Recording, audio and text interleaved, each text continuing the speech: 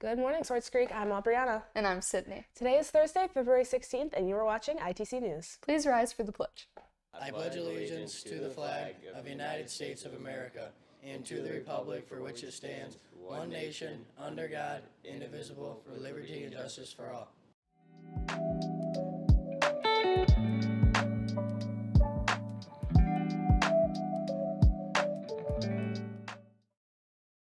Have a great day, guys. Now to Ava in the STEM Lab with Tyler and Maverick from the boys varsity bowling team.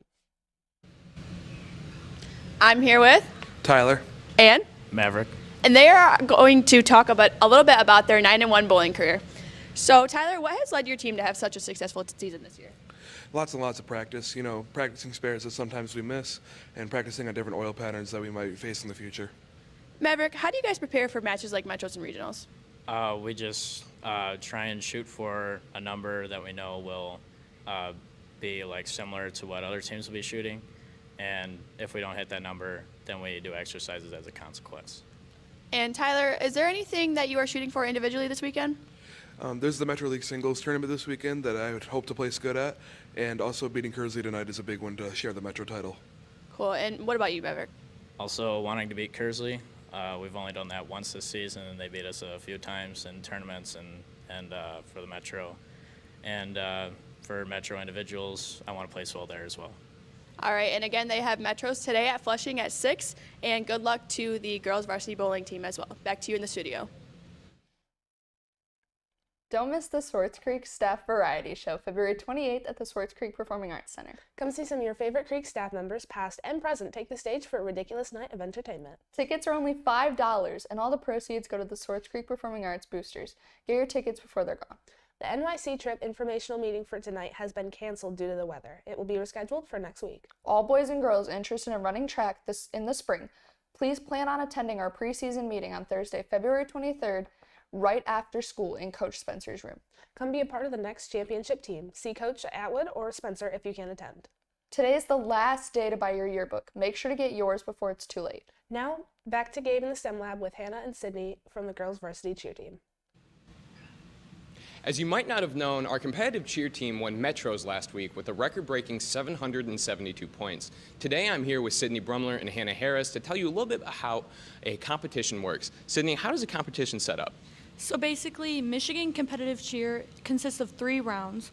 Round 1 is skills and jumps. Round 2 is being completely synchronized and tumbling. And round 3 is the most exciting round, and it consists of stunting. All right, and Hannah, you've been both part of sideline and competitive cheer. Could you tell me about a little bit of the differences between them? The main difference is for sideline, that is a club sport, and then for competition, it's an actual sport. So for sideline, you're just like cheering on the crowd, trying to get everyone hyped up, and then for competition, you're actually competing against other schools who are also trying to get higher scores and to get first place. All right, and Sydney, what would you say your goal is for the rest of the season?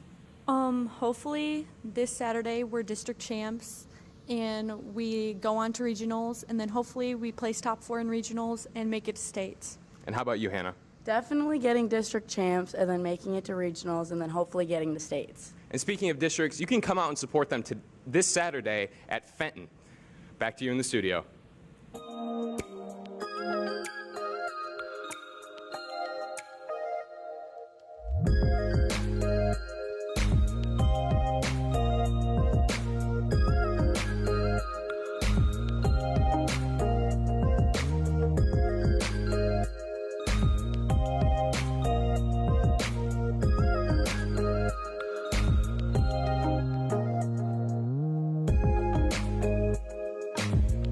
If you're ever in need for a car wash or an oil change, come check out Fast Eddie's on Miller Road. ITC would like to thank today's sponsor, Lorenzo's Dip and Dine. Lorenzo's Pizza and A1 Treat Barn, now combined, have moved into the A1 Treat Barn building on Miller Road. Their new restaurant will be selling pizza, ice cream, and other fast food items. Make sure to come out and support our local business.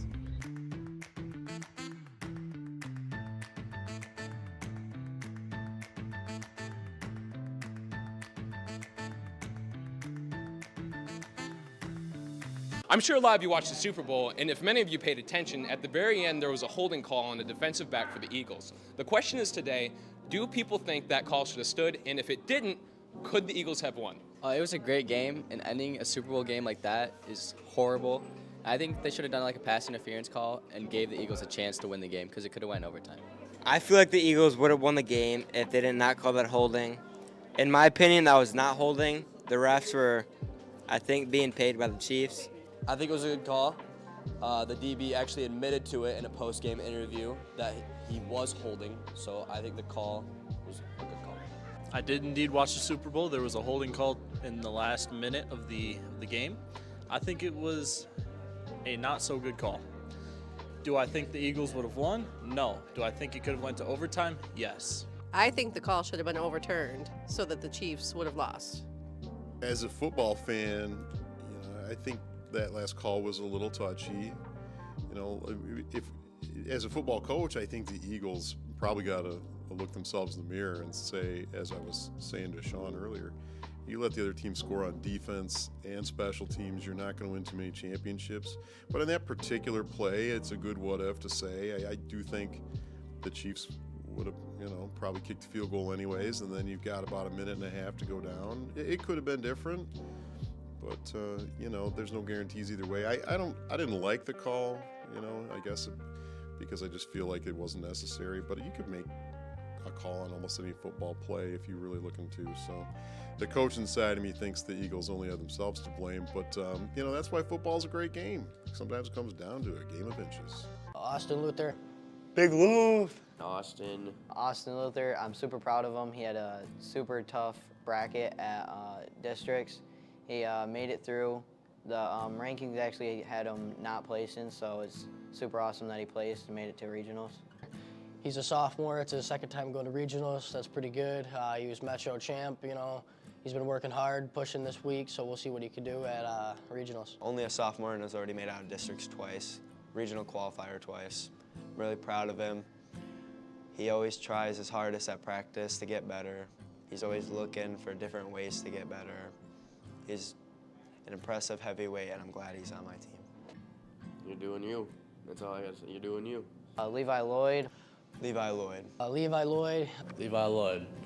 I'm proud of you for making it because you're trying to go back-to-back state qualifiers. You've been working real hard this year. He placed third, going to regionals for his second time this year. He made it to states last year, looking to make that push again this year. I'm really proud of him. He's proved that he's one of the better wrestlers in the state, week in, week out. He can go out there, whoop on anybody in the state. Levi's Levi, he's got what it takes to go far. I think he'll do what he can to make it to the state level and place this year. Mason Feudale. Mason Feudale. Mason Feudale. Mason, you've had your best year of high school. You've having a great year. I'm really proud of him because he's never content with how he performs. He's always looking to get better. He's a dog. He's never satisfied. He's always working harder than the day before. He placed fourth last year at state. I think he'll go further, and I think he'll do good this year. I'm proud of you for stepping up and being a leader this year and pushing us to our limits, making everyone mad because it only makes us better.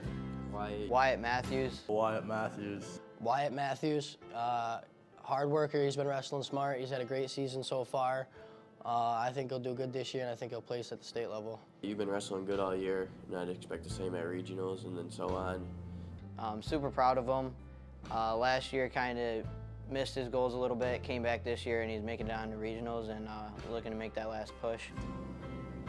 I'm proud of Wyatt for pushing himself to win this third place match, even though the other kid was ranked higher than him. He fought through and won it. Keegan Larian. Keegan Larian. Keegan Larian. I'm really proud of him because winning districts is a big thing. And he achieved that goal this year. He's been pushing himself to the limit every day. He's been just an outstanding teammate and an outstanding wrestler so far. So I'm very proud of him, and I'm looking forward to seeing what he'll be able to do at regionals. Super proud of him. Got his first district champion over the weekend. That's awesome going into regionals. Started off a little slow, but now you're picking it up. You're doing great. I'm proud of him for making it through because he didn't make it through last year. And he came back from not making it out of districts last year to making it to regionals this year and getting first place.